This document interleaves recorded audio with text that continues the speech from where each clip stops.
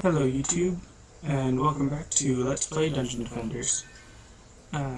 Just in case you didn't hear on my balloons episode, some things are going on in my life that will probably be preventing me from posting videos, at least not quite as frequently as I'm usually doing. But I am able, hopefully, to be posting videos today, as you can see, and I do have a couple new Super Mario Bros. Wii episodes sort of stockpiled, like I already recorded them a little while back, so those will still be coming out. So yeah, other than that, let's get back into Dungeon Defenders. This is actually probably my second favorite level, and of course part of it is because it's so symmetrical and evenly distributed and all of that. And especially because they have 4 doors, technically kind of 6, because of the way this one works, but 4 doors that are good for builders to defend against, because the enemies will come out of that door and that door over there, and then just follow this stairway path, then come through here, or come through here. So by putting the 2 spike blockades there, I kind of trap them in this little area, and then I can use harpoon turrets to get them there. But I don't really need to put harpoon turrets there yet, because of this area. Well, that side and that side over there are the same, and I'll talk about those in the back in a second. But here, it's just one big hallway, pretty much. And I'm going to try to put as many spike blockades as I can to distribute the amount of damage they take. Just to make sure that they all sort of share the attack, I guess. I don't know. And I will actually put a harpoon turret behind these. Alright. So now, I do like the way this is set up, because there's 4 places for builders to be useful, and then of course building is always useful on that top north side, but that is a place that's specifically good for like a barbarian or a squire or some other damage dealing unit or hero,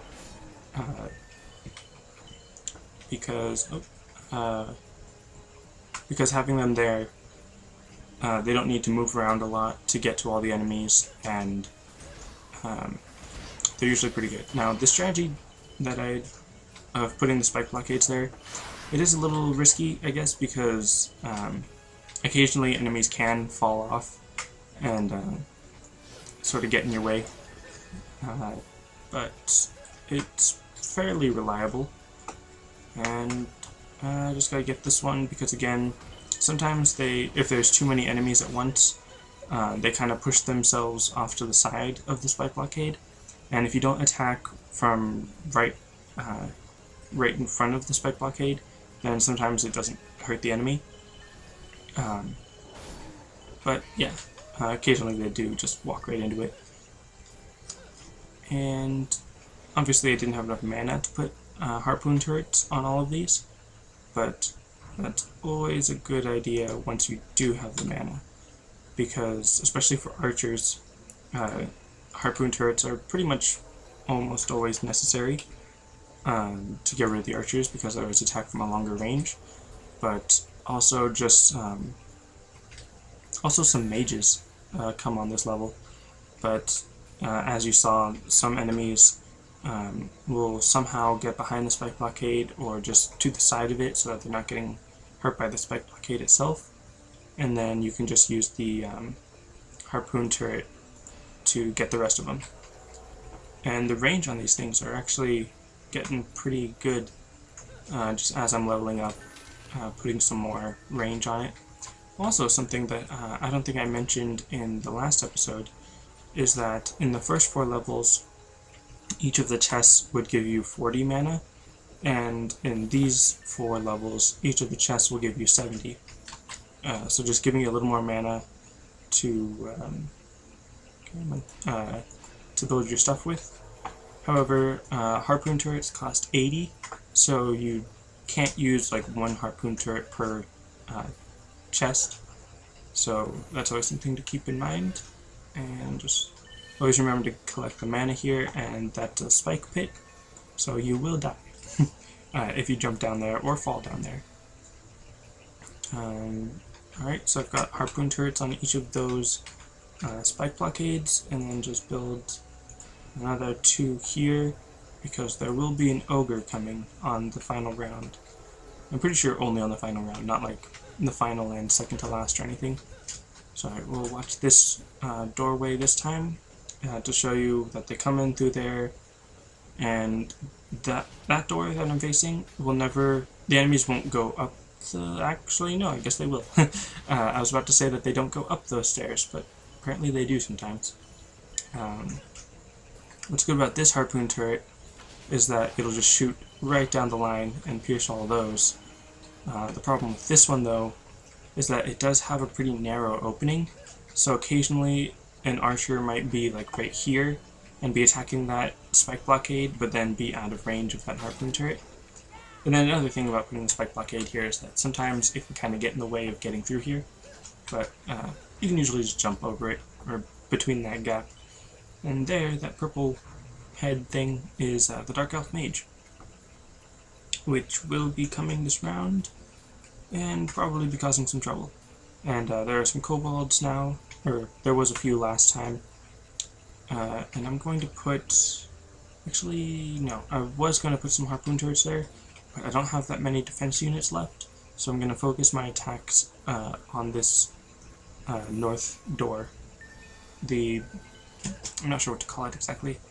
It's like the north hall, I guess, in the castle armory, which is, like I said, a great place for, a great place for the damage dealing heroes, the fighters, or the DPS, whatever you want to call them. I'm just going to upgrade them because I don't have enough defense units to place anymore. Really anything except a spike blockade, but I don't really need another spike blockade. All the doors are covered. And again, there's 2 crystals, but they're pretty close together, and the way that it's set up, it's pretty much as if there was only 1 crystal, because there's only like 1 specific area where the crystals are. Not sure if that makes sense, and there is some more mana in the chest that I could get, but I don't really need it because I'm just upgrading these now, and I'm pretty confident that my setup will work, or survive, I guess.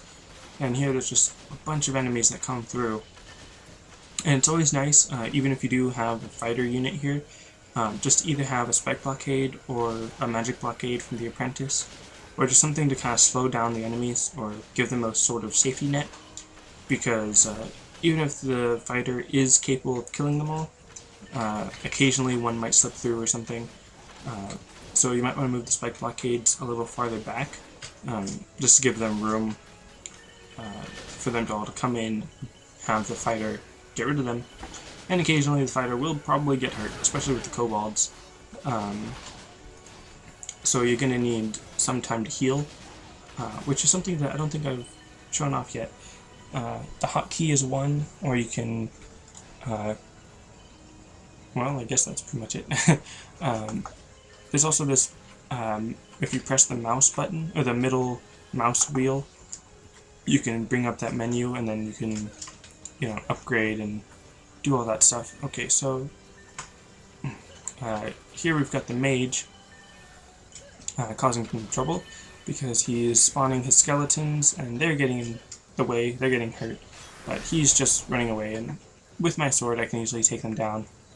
But then down here, actually, where'd he go? Okay, on that side, over there. Right? Yes, okay.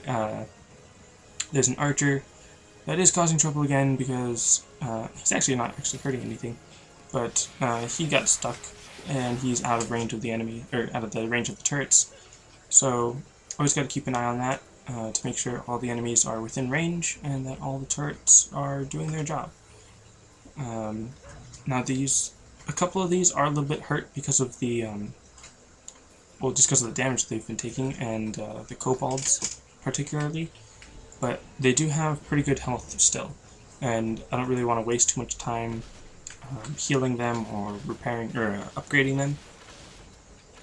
Plus the mana, of course. And again, there is more treasure chests with mana in them, but I am pretty confident on how well these towers have been doing. So I'm just gonna upgrade these a little more. I'm sure right now they're good enough for to take on the ogre, but better safe than sorry. Which, I mean, I guess kind of contradicts what I was just saying about being confident about all the other towers. But, yeah. That's what I do sometimes. I'll say, like, oh, follow this rule, and then I'll go and break that rule. In case you haven't noticed that already. Alright, just getting some mana. It's always a little bit risky jumping in to get some mana, because for all I know, some archers might come in and then just start shooting me with their arrows, and that's always nice, seeing the harpoon turret just slice through all of them. Let's check the mini-map, and again we've got an archer stuck down there in the bottom right corner, and then the mages causing a bit of trouble. So after I upgrade this and get a little more mana, I'm just going to go in there and take care of them. And I did notice that some of the turrets, or some of the towers, are a little bit more damaged than I guess is necessary. Alright. So also occasionally some of the enemies will sort of get stuck because they'll keep changing their mind on which path is the best way, I guess. Whenever that happens, if you don't do anything, they will eventually either find and pick a path or just despawn after being on the map for so long. Because I guess the game kind of accounts for those kind of bugs. You can always just go in and kill them, but... oh, well, that's nice.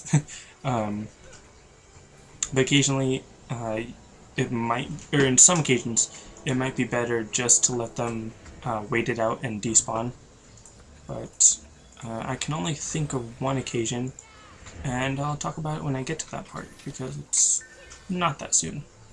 Just going to upgrade these. Not only to heal them, but just to make them a little bit better, because it is the last wave, and this is actually the beginning of the Dark Elf Warriors. That second purple head, the one with the two, well, they both have twos next to it, the one next to the kobold, that is the symbol for the Dark Elf Warrior. They're pretty fast, and they're just like a dual sword wielding warriors, obviously just repairing these, not upgrading them because they don't have much mana. But the warriors will go after you before they go after turrets, or defenses. I'm calling them turrets because I'm thinking about the harpoon turrets, but they go after the spike blockade too. As long as you're not very close to them. They do have a pretty wide range of, they'll target you from a great distance, I guess, but they are close range enemies. But again, they are pretty fast, so sometimes it can be pretty difficult to run away from them. And just repairing these, and also I think the goblins are now red. It's kind of hard to tell. Sometimes they just look a darker orange. But I'm pretty sure that, yeah, the goblins are harder this time. And there is a pretty big mass forming up in the bottom southern turret areas. But if it gets too dangerous, then, oh, look, a Dark Elf Warrior. I'm pretty sure the harpoon turret helped me with that, or just my sword was that awesome. And there's the ogre, and has 21,000, or a little more than 20,000 HP, but my harpoon turrets are doing pretty good at taking them down. Just double checking the other defenses. There's a lot of enemies kind of on the field, just kind of moving around, because the the turrets aren't that great, and they do have enough room to just kind of walk around while the turrets are still trying to target them. So I'm just going to go in there and have some fun. Got stuck on the corner. Oh, look, another Dark Elf Warrior. See, they just come out of nowhere sometimes. And, oh, wow, he killed me. Alright. Well, that's not good, because now he's attacking that defenseless turret. The defenseless defense. They can attack the crystal, but that's not usually their priority. And this is a nice sword. Just going in and slice and dice. Anyways, when you die in this game, generally it's okay. Like, you'll lose the mana that you have, and you'll respawn usually pretty quickly. But there is a hardcore mode where once you die, then you don't respawn until the wave ends. So if your defenses are good enough, then you'll still be safe, and after the wave ends, you'll come back. But especially if you're playing solo, and if you're, I don't know why you would, but if you were a fighter DPS type hero and you didn't have good defenses, then if you're on hardcore mode, then once you die, then that's pretty much it for you, because then the enemies will just take over the crystal and all that. Alright, so anyways, that was that level. Again, I'd say it's probably my second favorite level. And there's a bunch more equipment down there, but I don't care about it. I was going to say I'll show you how to heal, because I'm taking a bunch of damage, but then I died, so I kind of defeated that. Alright, so that's it for this episode. Thanks for watching, and I'll see you next time.